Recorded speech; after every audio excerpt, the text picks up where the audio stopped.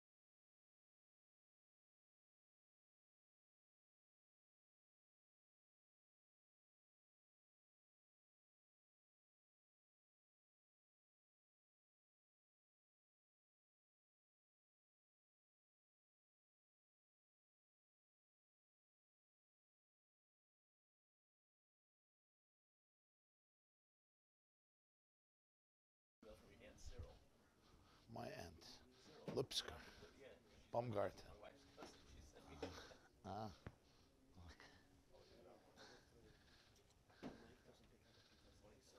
I should repeat. Okay.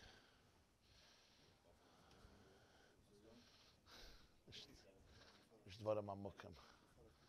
Nes hatzola. Okay. Actually, that's the sibba. It's just my venike.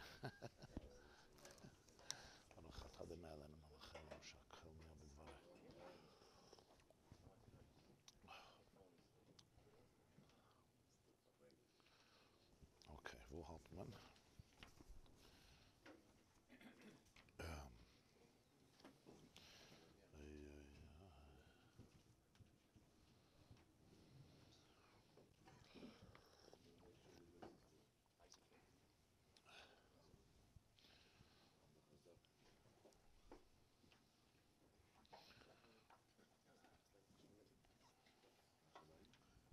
you went for this already? Oh, this was yours? It's okay. I think I may bring from it. I don't know. Yeah, I'm gonna give you a fresh one. I didn't realize. I'm sorry.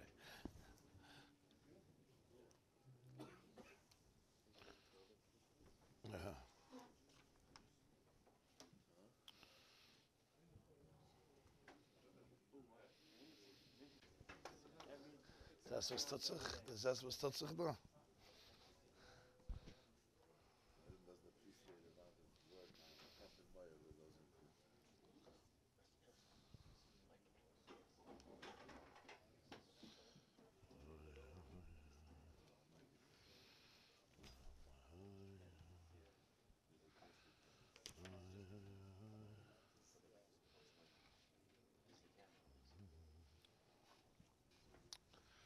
Okay, good morning, everybody. Welcome. Bruchim Abayim. Can I even? Okay. We still have to finish a shtickle of Teldas, but since Chanukah is coming, we're going to have two shiurim today and tomorrow.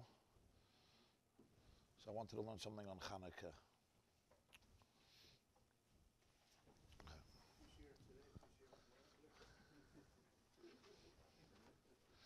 So turn to Parshas Miketz, Daf Lamed Beis, page 63, the left column. Daf, page 63, Daf, on the top it says Miketz, Daf Lamed Beis, Lev, column 2, Amud Beis, Inyan Chanukah. On top it should say Miketz, Lamed Beis, column 2, or page 63.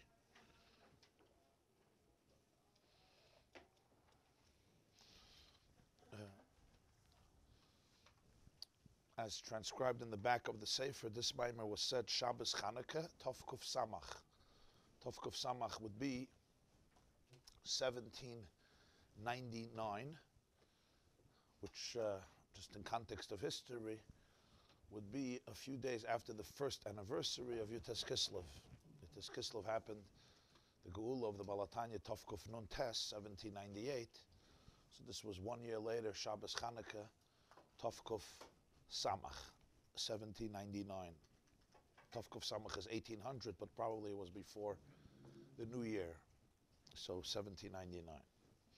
Inyan Chanukah, to understand something of the concept of Chanukah. Hine kavu haneis b'neiros. The Chazal established the commemoration of the miracle through Neiros, through us having a mitzvah of lighting candles every single night. Masha'enkin b'shar nisim, where when it comes to other miracles that the Jewish people experienced, for example, Pesach, b'yitzias Mitzrayim.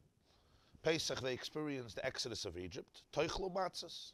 So a quote from Chumash, Be'erev toichlu matzos. The Torah says, how should you celebrate it each year? Eat matzos.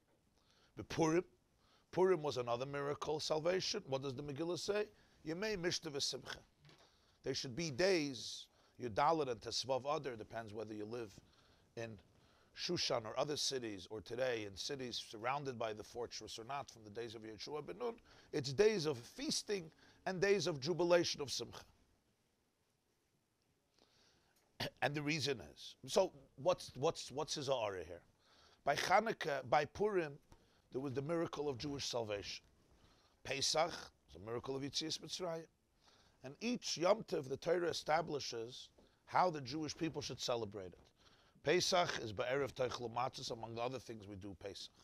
Purim is Yemei Mishta V'Simcha, we have a feast and we have Simcha. Chanukah, the way the Chazal determined the appropriate celebration and commemoration of the miracle of Chanukah is through the Neiros. Now usually, the way they commemorated the celebration has to do with something that happened. For example, Chanukah, it's not just they said light candles, it's because the miracle was connected to the menorah. But that wasn't the only thing that happened on Chanukah.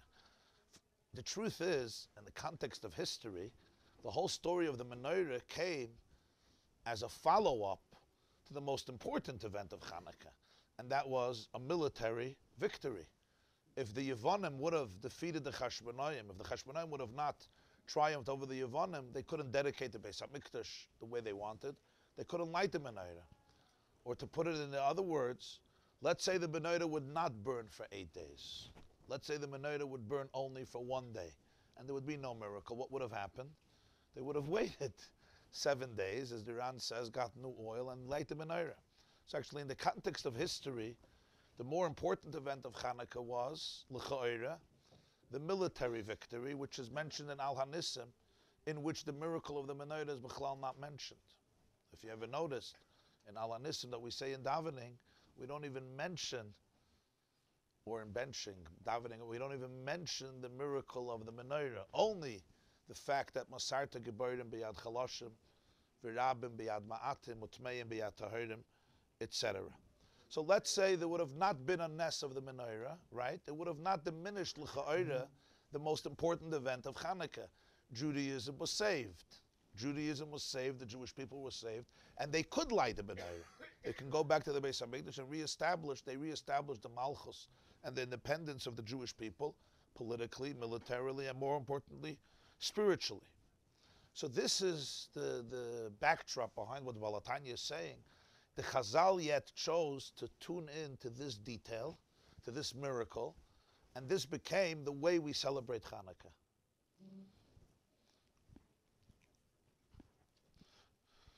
So he says, "Keneged hagolus shahayagamkin gufni b'Mitzrayim b'chaymer b'levenim." When we eat matzahs, it has to do with the theme of Pesach, because Pesach was a liberation of galus, of exile, which was not just spiritual, it was gufni. It affected the body. The Jewish people's bodies were enslaved. They were subjugated. Building dedicated to enslavement to Parai, b'chaymer b'levenim, As the Torah says, he wanted them to build with mortar and bricks. Ubimei Haman, in the time of Haman, Bikesh Lahashmid, Chuli, he means the continuation of the Pasuk, Lahashmid, Larigul Abed, Ushlalam Lavois. The edict, the decree of Haman was physical genocide, to exterminate the Jewish people physically, and to rob all of their spoil, all of their shlalom, all of their assets, all of their richness and wealth.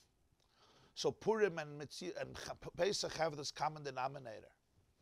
Gemara also says, Mismach Gula Legula, why we do Purim and other Sheni, because Mismach Gula Legula actually says, Yemei Nisim, Hoyulem Li Yisrael, Purim and Pesach. In Maseches Megillah, they have the common denominator that they affected primarily, the major target here was the Jewish body, the Jewish guf. Whether it was Mitzrayim, Pare wanted to crush the Jewish presence through slave labor. He wanted to completely destroy the physical body of the Jewish people, which would be completely enslaved to him, as the Torah describes at length, and the Midrashim about the Avodas Perech. In addition, of course, to wanting to murder every male baby, Kol Hayilad Haya'ir Tashlichuhu. And in Purim as well, the focus was the physical extermination of the Jewish seed. Mashenkin b'Chanukah, Chanukah was a different type of story. HaYisrael Shriyim Alad Masa. The Syrian Greeks, headed by Antiochus, allowed the Jewish people to remain in their land. They were on their land, meaning in their territory, in their homeland. They were not exiled from their land. In fact, many of the Jews who became Hellenists were allowed to live there and live in relative freedom, freedom in the definitions of those times, under the Syrian Greek Empire, and their existence and even homeland was not threatened. Galus HaTorah. What went into Galus at the time was, so to speak, the Torah went into exile. That's what we say in Alanissim. It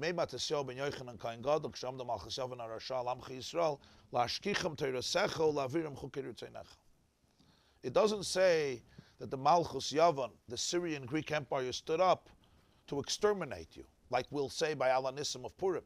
That's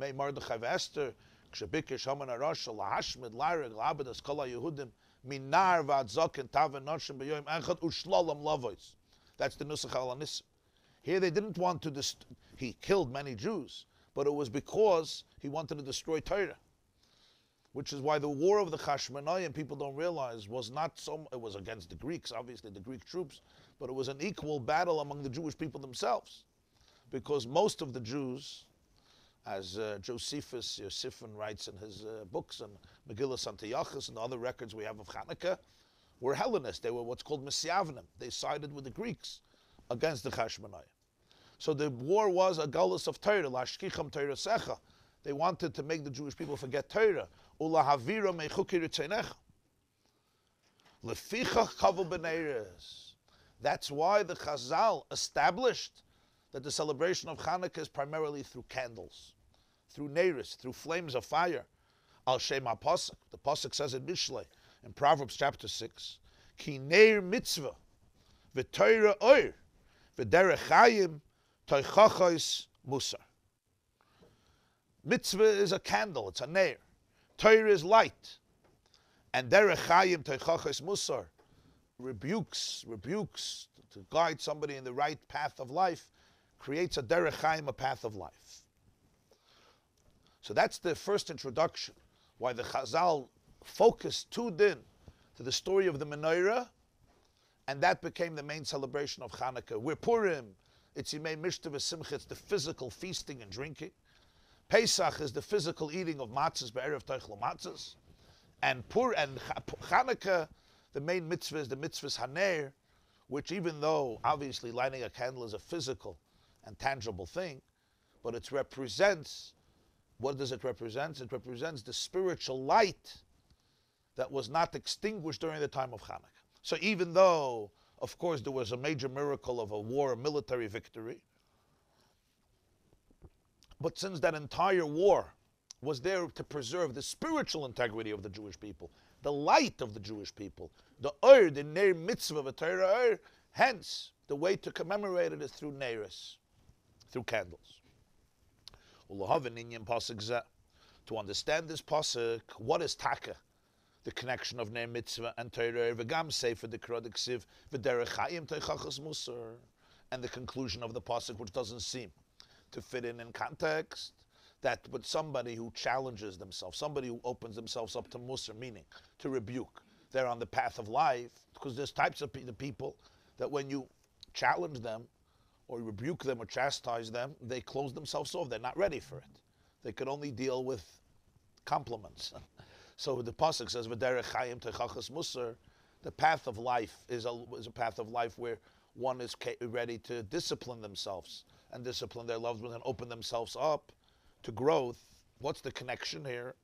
So havin inyan pasuk v'gam sefer v'derech Chaim, but tzarich biur, which will also you need explanation. Eza derech Chaim hu milvad Torah v'mitzvah samura l'mayla b'pasuk. He says ner mitzvah v'Torah oir. And then he says a new thing. A derech Chaim, let me teach you about a path of life. L'cha'oira, is there a derech Chaim outside of the name mitzvah and Torah? It's a new inyan. Va'inyan, ki mashahim shela mitzvah l'ner va'Torah la'oir. The reason, another diuk, is that when it comes to the mitzvah, he calls it ner. And when it comes to Torah, he calls it oir, which they're not identical. Ner means what we call ner, like ner lahadlik, ner Chanukah, is the candle. It's the entire candle. It includes the oil. It includes the wick. It will include the flame too. Or if you have a candle, like in the Hadlik Ner Shabbos Kodesh, it's a candle. The candle has whatever. It's a wax candle, another type of candle with a wick, which you will then ignite. Oir is the actual light. It's the flame itself. It's the glow itself. Ner is the candle. Even before it's lit, it's called a Ner. Oir is lichtigkeit. It's light. It's the luminescence itself. It's the brightness itself. So the mitzvah is called Ner. The pasuk in Mishlei, Shlomo Melech says Ner mitzvah and Torah Oir. So he says, move on. This can be understood.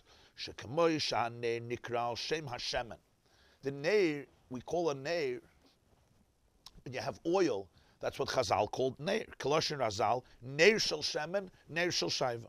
The terminology of Chazal was a neir of shemen or a neir of shaiva. Masechta Shabbos, in Perek B'Mem Adlikin, they call it a candle of oil, a candle of wax. Now, shemen, of course, is not a candle. You have oil, you put a wick. It's similar to a candle. But that's the idea. Just like Ner, you'll call the candle Ner. So the oil, which is the keli, the receptacle through which you'll be able to ignite the flame and have the light, is called Ner. So the Ner is because of the oil, and that's why Chazal say a Ner of oil or a Ner of Shaiva. Meaning, when you have oil or wax, a candle of wax, or oil like we use for Chanukah, they call that a Ner. The fact is, oil on its own is not flammable. You try to light shemen without a wick, what's going to happen? It's not going to work. I don't know if anybody ever tried it, but it's not really going to work. The shemen itself doesn't have oil. Adirab, hu mechabes oil hanoifel l'socha.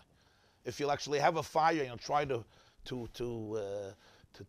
if the fire will fall into the oil, it's not going to be flammable and burn. On the contrary, the fire will be extinguished.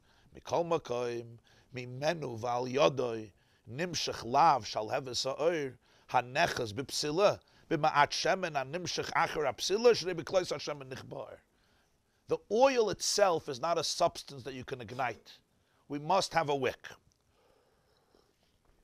A wick is flammable. A psila is flammable. So when you light the psila, and you have oil, the oil feeds. It's the oxygen, it's the fuel, the gas, the oil that fuels the flame. And that's what he says, that the flame is nechas b'psila. It holds on to what? To the wick. But you need a little oil to be consumed, to feed the wick, to be absorbed in the wick. And when there's no oil anymore, if you'll just have a wick, how long will the wick burn? You could light a wick, so the fire will last for 3 seconds, for 5 seconds, for another few seconds. Match. And that's it. If you want the fire to be fed and to be continued, you must have the wick dipped in oil, and it's the oil that feeds. It becomes the fuel and the gas for the continuity of the flame. Kacha mamish hi mitzvah. If so, we can understand very well why it's called Neir Mitzvah. Again, what's the definition of Neir? The oil, the shemen, like we say Neir Shel Shemen, the fuel, or Neir Shel Shaiva. So you have a candle, a mamash candle, or you have shemen, which is the concept of a candle. Just like you have a candle and the wick is inside the candle. If you just have the wick, again, it's not going to last. It'll last for a half a minute, for 10 seconds. You want the Neirish of Shabbos and the Neirish of Hanukkah to burn. The purpose of Neirish Shabbos was Shalom Bayis, should be light in the home during the meal of Shabbos, which was at night. Remember, this is the days before there was any other source of light, electricity. So this was your source of light. So you have to have the candle. The same is true with the shemen. That's why he says Neir mitzvah. Because kocha mamish ya mitzvah. It's not stam, it's a metaphor. This is mamish, the concept of a mitzvah. Why? Hagam shurotz. Again, the shemen itself is not on fire, but the shemen feeds the fire. Hagam shurotzen amelech belishim tam v'das. A mitzvah is the rotzen of the melech. It's the desire of the king. Belishim tam v'das ve'ein b'shum asaga. After all the explanations, one doesn't really fully comprehend the meaning and the value of a mitzvah. What is the ultimate meaning and value in putting on the tzitzis, or in wrapping the tefillin, or in putting the mezuzah on the door, or whatever the taryag mitzvahs HaTorah are? It transcends. Tam v'das, it doesn't have real hasaga, real comprehension, that a person could come up with it on his own and say, this is purely logical. There's an element of rotzen here. Mikol makoim, mimena, through her, va'al yada, from her and through her, nimshach v'nezgal oir hachachma. Zu Torah shabal peh, doiraisim echachma nafkas. Through the mitzvah, we access the light of chachma, which is represented by Torah shabal peh. As the Zohar says, all of Torah comes from chachma, from wisdom. V'hachachma v'havana b'Torah shabal peh rak lahavin pirush, lahavin ulahasik pirush v'tama mitzvahs kol mesechta lefi inyana. The whole musig of Torah shabal peh is basically to explain and to comprehend the meaning of every mitzvah, or the reason of every mitzvah as much as we can, every mesechta according to the theme of that mesechta. Meaning, you'll open up, let's say, we'll chap on Mesechta Pesachim. Yeah. Mesechta Pesachim doesn't deal with the ultimate premise of what's the significance of chametz, or what's the significance of eating matzah. Like, why from everything did Hashem decide that matzah is the greatest thing in the world for 8 days, and chametz is the worst thing in the world for 8 days? Yeah. In Likkutei Torah, it's discussed at length. And then everything else, and the eating of the maror, and the eating of the charoises, and the way it's done, say with the mitzvahs d'oraisa, and say the mitzvahs d'rabbanon. Again, there's things that are understood, but there's a lot of things, this is what Hashem wanted. And yet, the whole Masechta, which is full of Havana, because Torah Shabbat Peh is about understanding, it's all there to explain the mitzvah. Any mitzvah that it is, whether the Masechtas that deal with one mitzvah, so they deal with another mitzvah. So the mitzvah is the shemen. The shemen is ner mitzvah. Through the shemen you have the oir. The mitzvah itself doesn't have asaga.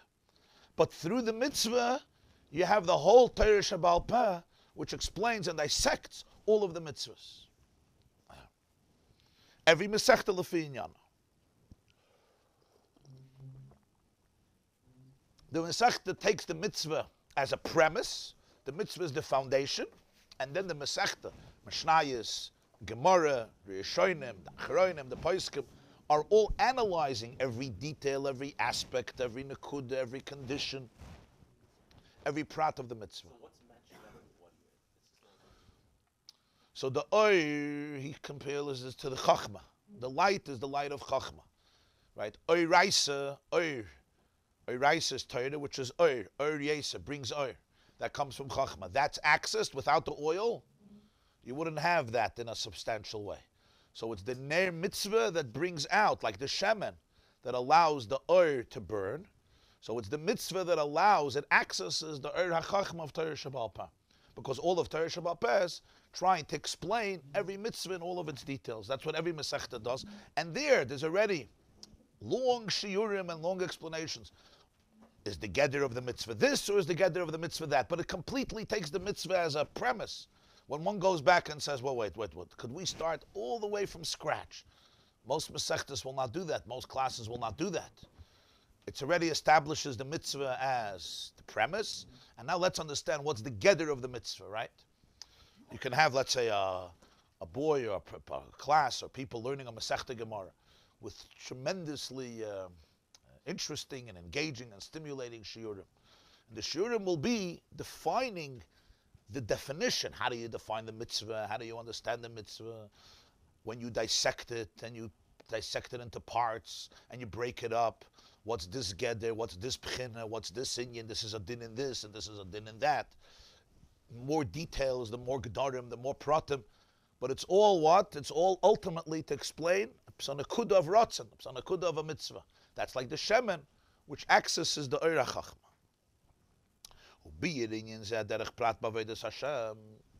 Explain this more bepratis, more specifically, and the way it also relates to Avodas Hashem. Hineksiv, the pasuk says in Parshas Tetzaveh, Shmois Perik Lamed, Baboiker, Beitiva Yasanedis Yaktirena, of Alis Adanas Sanedis Ben Arbayim Yaktirena.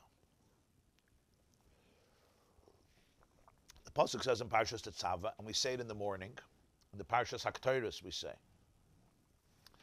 I said Parshas Tetzaveh, right? Parshas Kisisa, no? You come on, give me a chumash.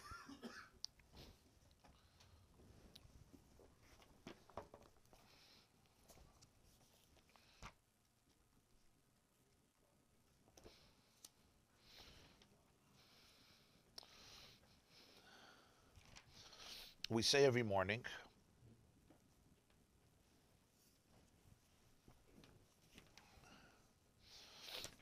I think it's Parshas Kisisa. No, okay, I was right. Sorry. The end of Parshas Tetzaveh. It continues. Perek Lamed continues in Parshas Kisisa. So the pasuk speaks about at the end of Tetzaveh the mizbeach, the internal, what's called mizbeach hapnimi, the altar of gold where they used to burn incense every single morning and in the afternoon. The kohen would come and take the spices, the herbs, right, place it on the mizbeach, on the burning coal, and the aroma would go up, the smoke of burning incense. That was called ktoros. So the pasuk says that on the mizbeach, v'hiktir of Aaron ktoros samim baboiker. Aaron, the kohen, would burn incense every single morning. Boiker baboiker means every morning, morning after morning. Beitiva yasaneris yaktirena. When he cleans up the menorah in the morning, taking out the ashes and the dirt in the menorah, that's when you burn the incense. You clean up the menorah in the morning, and that's when you do the ktoros. Uvahalas Aaron es aneris ben harbayim. And when Aaron kindles the neiros ben harbayim in the afternoon, when they would light the menorah in the evening, before evening, yaktirena again, you burn the incense. Ktoros tamid lifnei Hashem l'dayreseichem. This is a perpetual burning of incense every single day in the morning and the afternoon before Hashem for all generations. That's what the pasuk says at the end of Tetzaveh. This is the mitzvah of Ktoros, and we do it every morning in the Karbonos, in most Nuschayos, right, before Hoidu, before the beginning of davening, whether Sfarad or Ashkenaz, you do the different Karbonos, and one of them that's done in Menen Nuschayos is the Parshas HaKtoros. The Parshas HaKtoros, where the Torah says these words, and then we go into the Mishnahs and the Braisos that deal with the Ktoros. The exciting section of Tanur Rabbanon, Pitum HaKtoros, Ketzat. Sagt Balatanya, L'havin lama gabi baboiker ksiv behitivoi, or bebein harbayim bahalas asaneres. The terminology when it comes to baboiker, to the morning, is behitivoi esaneres yaktirena. When it comes to the evening, the lashon is uvahalas arin esaneres ben harbayim. It means to make it good, right? From the word toiv. Rashi says it's cleaning. It's cleaning the vessels, the cups of the menorah. You had to clean them out. Rashi says, "Medashin hapsilish nisifu balayla." By night, the wicks got burnt.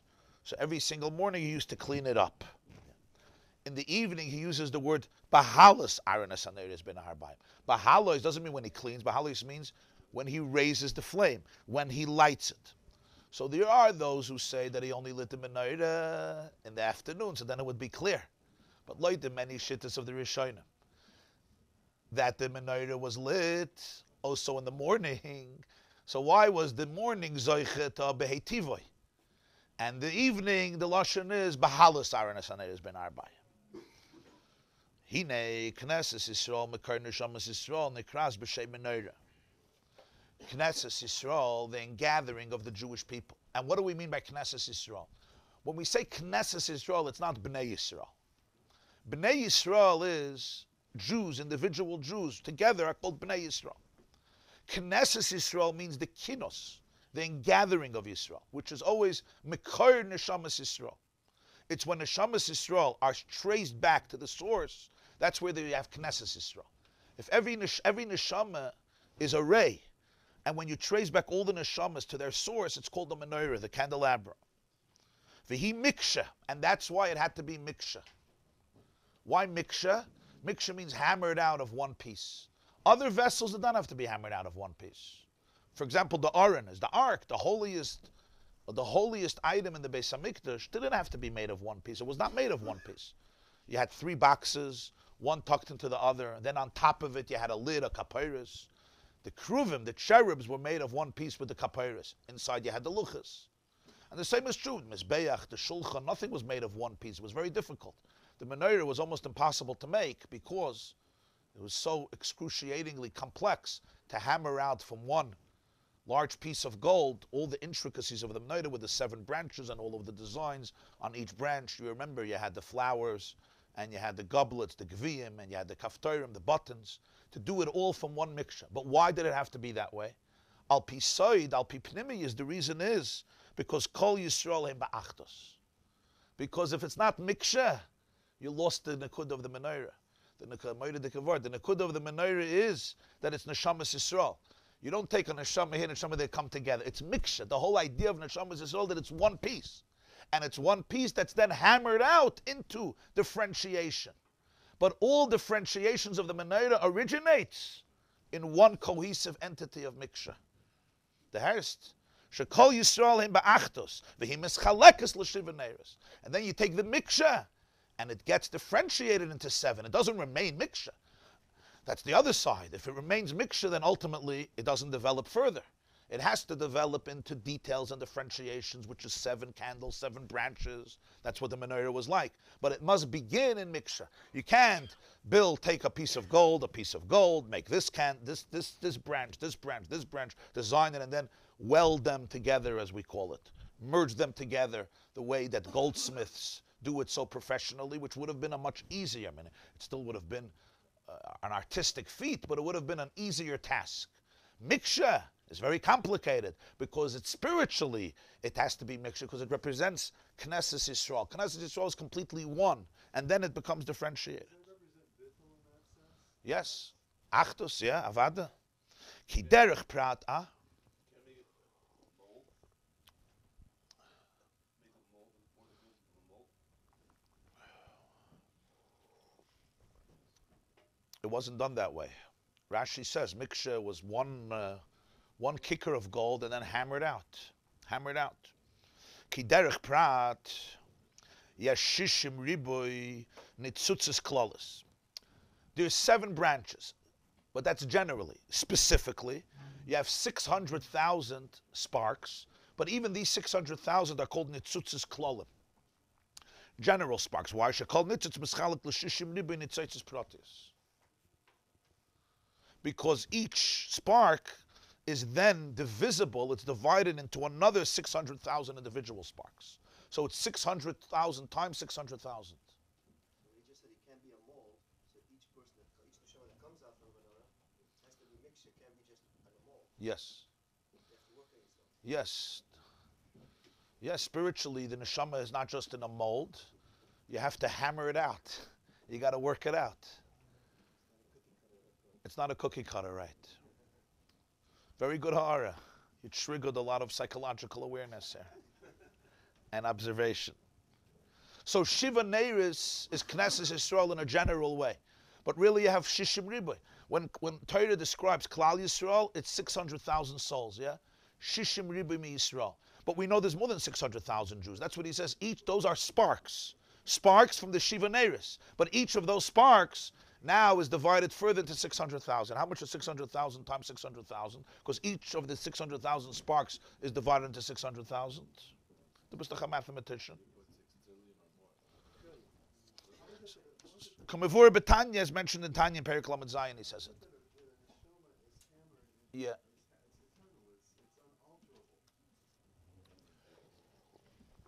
No, it means the way the klal comes into prat.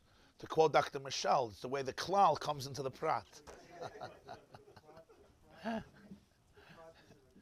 Yes, yes. The guf contains the prat. I have to refine myself. Atazai. But myself again, that begs the question: is the neshama? So the truth is, we still retain the miksha.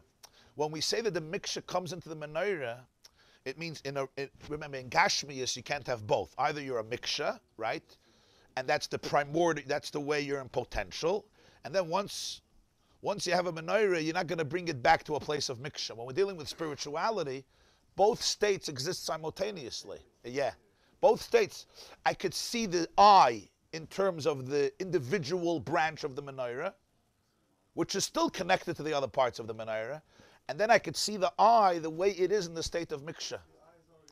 Atazai, right. It never completely gets removed. To give an example, at a Hanukkah party, one may observe a grandmother looking at 50 grandchildren, right? What does she see? She may not see 50 people. In her mind, she sees the source, and she looks at it that way. There's a certain cohesiveness. The grandchildren themselves, they may be fighting with each other over the Yerusha. They probably are, if it's a nice Hanukkah party. But she is not seeing the differentiation. Because in a certain place, there's no differentiation. It comes from miksha, it comes from one source. Right, yeah. The candlesticks were also miksha, Yeah, the entire menorah was miksha. Not the oil and the wick, of course, but the entire menorah, was miksha. So therefore, v'derech klal nichlul b'shivim nefesh yod avasenu l'Mitzrayim. In a more klalistic way, it's included in the 70 souls that went down with Yaakov to Egypt. Uklal min klal, and if you go more klal, nikri b'shem shiva neiris, you go from 70 to 7. So you can go, the prat of prat is 600,000 sparks that come from each one of the 600,000 general sparks. Less prat, more klal would be 600,000. More klal would be 70. And klal min klal, the ultimate miksha, is the 70 nefesh, the shiva neiris, which is also already a prat, because it's a prat that comes from the miksha. The hine Aaron shushvina de matronissa, Aaron, who the Zohar describes as shushvina the mechutin, the unterführer, the escort of the matronissa of the kala. The Zohar says that the function of Moshe and Aaron were like shushvinim by a chuppah. The chassan has an escort. It's called a shushvinim. They're the ones that we call them in Yiddish the unterführer. They bring the chassan and kala to the chuppah, which functionally, traditionally, the idea was that there's a certain fear or shyness of the chassan and kala coming together. So they need help. They need support of representatives on each side to bring them together, to tell the chassan, don't be so scared, and to tell the kala it's not as bad as it looks. It's worse or better. But hopefully it's much better. But they need shushvin and unterführer to bring them. It's like, that's why do you carry the chassan and kala? They can't walk on their own suddenly. They're adults, So it's not so much schlepping them, it's almost like it's prompting them, it's emboldening them, empowering. It's the idea of empowering them. So the Zohar now takes it a step further and says, God married the Jewish people. Who were the Shushvinim? So the Zohar says, Hashem's Shushvinim was Moshe, and the Jewish people's Shushvinim was Aaron. That's the expression, Shushvina de matronissa. Matronissa is the bride.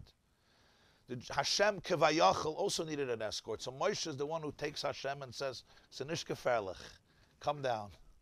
And Aaron takes the Jewish people and says, it's going to be wonderful. Come up. Aaron is Shushvina de matronissa.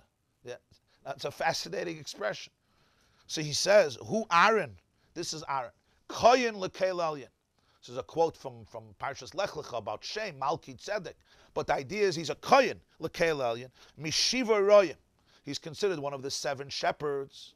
They're known also as the Ushpizin of Sukkot. They are shepherds because a shepherd grazes. He is responsible to nurture and make sure all the sheep receive the nutrients they need to live. So the royim are mefarnesim. They nourish, and they're mashpia. Elakusiyas baruch b'knesses Yisrael. They cultivate it, they nurture the godliness in Knesset Yisrael, sheya'iru, that the Jewish people should be able to light up to be able to ignite themselves ba'oira ava, with the light, with the flame of love, lislayit love yisbarach, to glow. Lislayit is to flicker, right? To lislayit love yisbarach, to flicker upwards towards him, biklois hanefesh, with a yearning of the soul, kishalheves ha'olam me'eleha, like a flame that goes up on its own, but it needs the assistance of the person who ignites it. Ultimately, when you light a candle, you don't want to stand there with the match or the shamash the whole time. It has to be shalheves ha'olam me'eleha.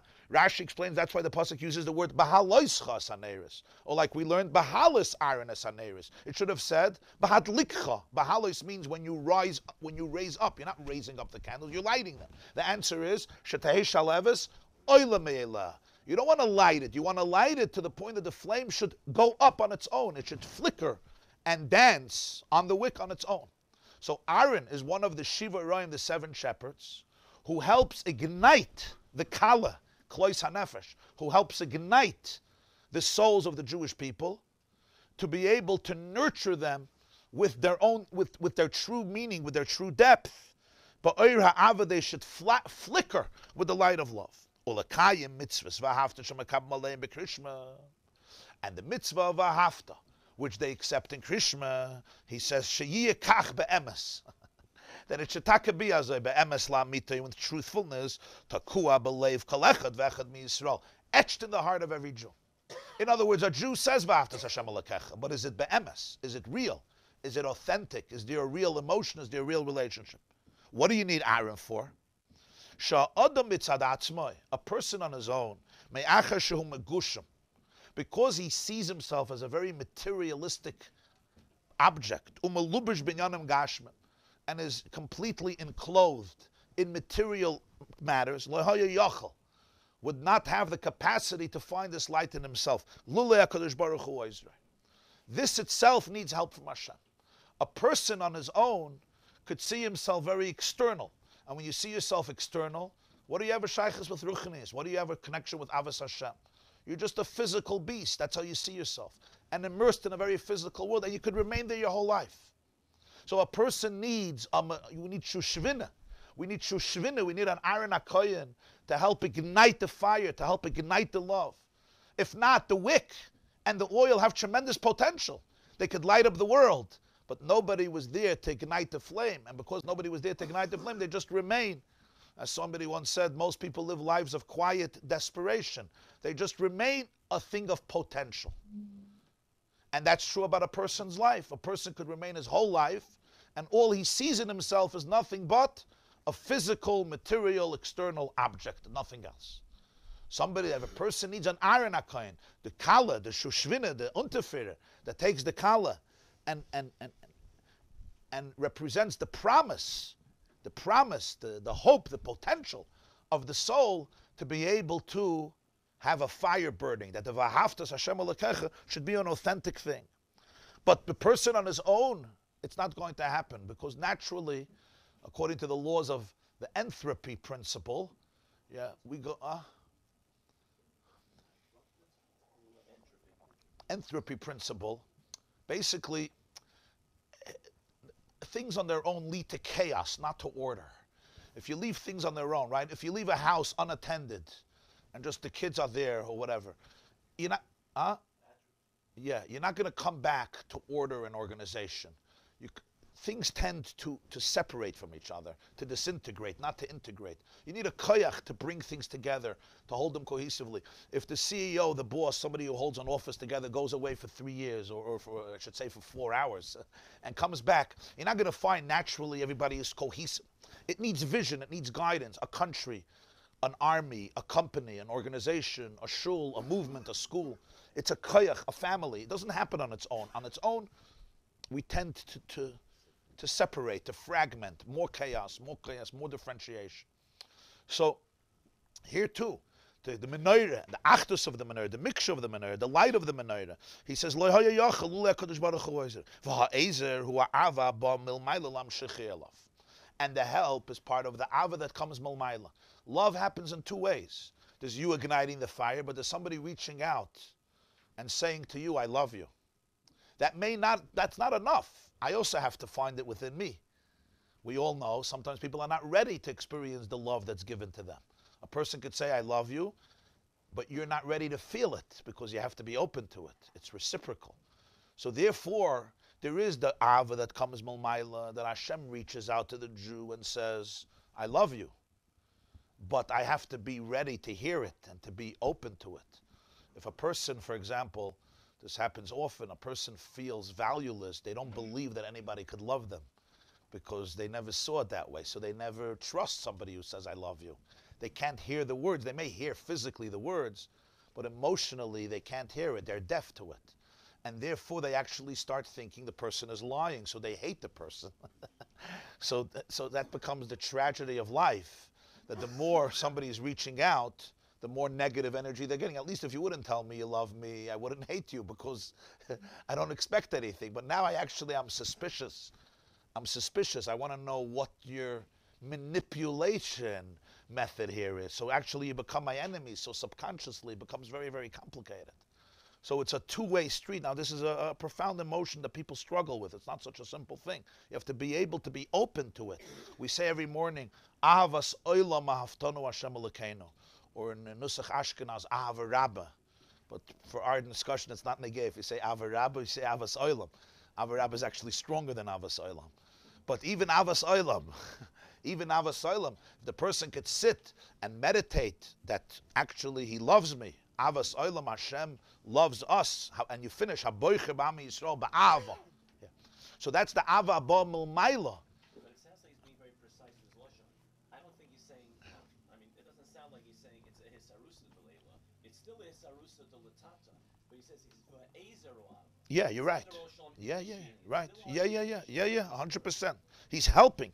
He's helping the person through the Ava.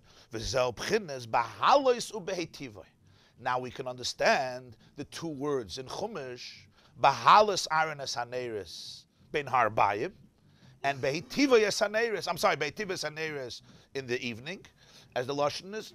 I'm sorry. Behitiva in the morning and Bahalas Aran in the evening.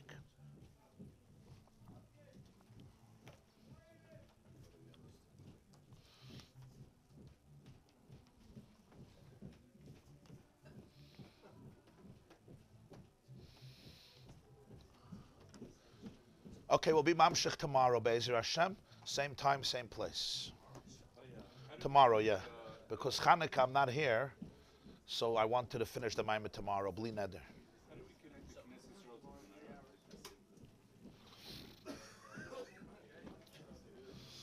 Knesset Yisrael was sent down to light up the world.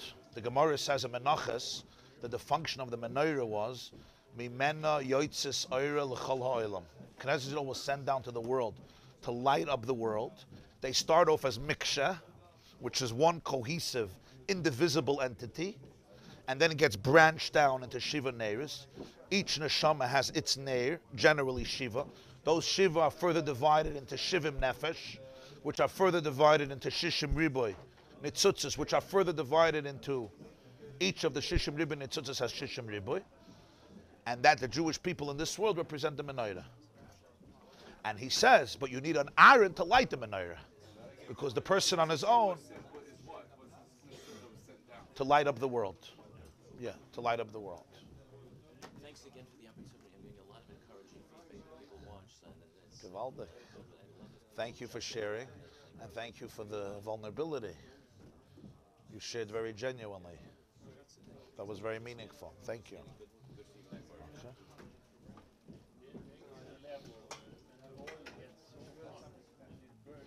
The level of the oil gets so hot. Yeah, it burns itself. Yeah. Right.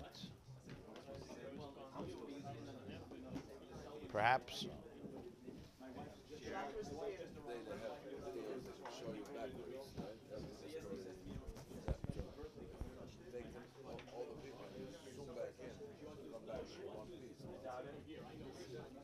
Yeah.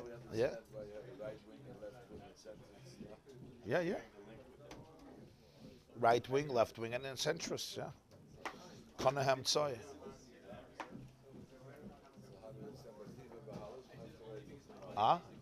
Yeah, he's going to continue.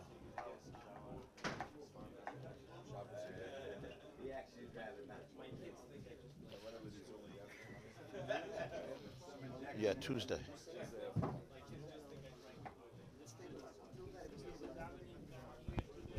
Yeah, the davening is here, yeah? You understood about the Neir and the Shep, the Neir and the Oir. Torah Shabbal Peh is always about explaining the mitzvahs of Torah Shabbat, but the mitzvahs are the premise. All the shiurim, yeah? Gedarim of mitzvahs, biurim of mitzvahs, explanation of mitzvahs.